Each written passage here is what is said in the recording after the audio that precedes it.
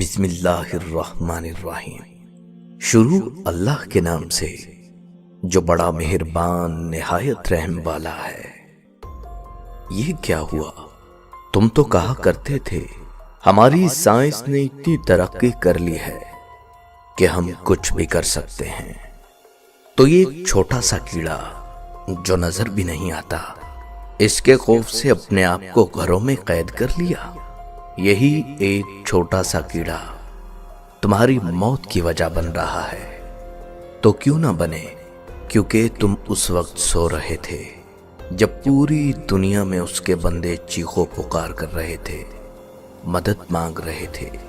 کشمیر کو آدھے سے زیادہ سال ہونے والا ہے، وہ گھروں میں بند ہیں۔ آج ساری دنیا بند ہو گئی، آج ساری دنیا اپنے اپنے گھروں میں قید ہے۔ مگر ساری دنیا ہی کیوں؟ وہ اس لیے کیونکہ ساری دنیا تماشائی تھی، ساری دنیا تماشا دیکھ رہی تھی۔ اور وہ چائنا، اس نے مسلمان عورتوں پر نقاب کرنے پر پابندی لگائی تھی اور لمبے کپڑے پہننے پر بازاروں میں کھڑا کر کے مسلمان عورتوں کے آدھے کپڑے کاٹ دیے تھے۔ اب کیوں اپنے آپ کو ایک لفافے کے اندر قید کر لیا؟ اب کیوں ماسک لگاتے ہو؟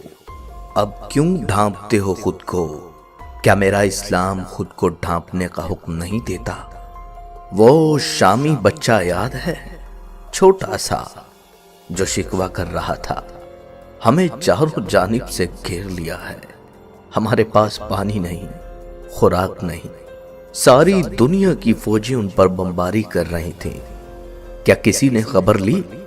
کیا کسی مولانا نے ان مسلمانوں کے لیے دعا کی رو رو کر؟ کیا کسی مولانا نے ان کے لیے ہاتھ اٹھائے؟ کیا وہ مسلمان نہیں تھے؟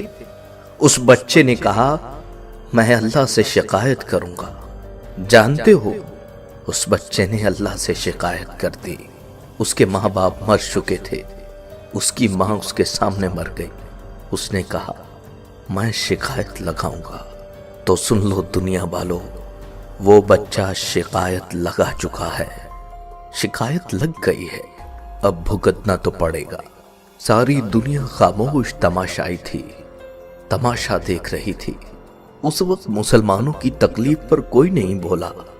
برما میں مسلمانوں کو کاٹ کر پھینک دیا، اس وقت کوئی نہیں بولا۔ آدھے سے زیادہ سال ہو گیا، کشمیر پر کوئی نہیں بولا۔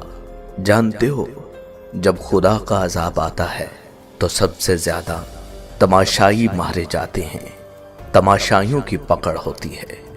آج اس عذاب کو مذاق بنا رہے ہو، خدا سے ڈرو۔